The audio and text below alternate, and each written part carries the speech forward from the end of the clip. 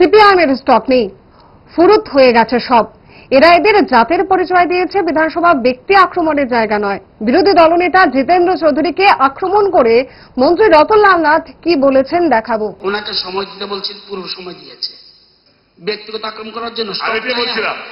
আমি সেটাই বলছিলাম, এটা ওনার জাতের পরিচয় দিয়েছে, এটা জাতের পরিচয় দিয়েছে, জাতের পরিচয়, জাতের পরিচয় দিয়েছে।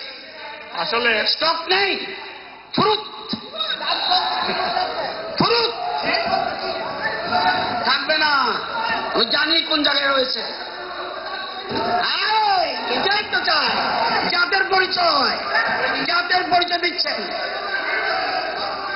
জাতের পরিচয় দিচ্ছেন।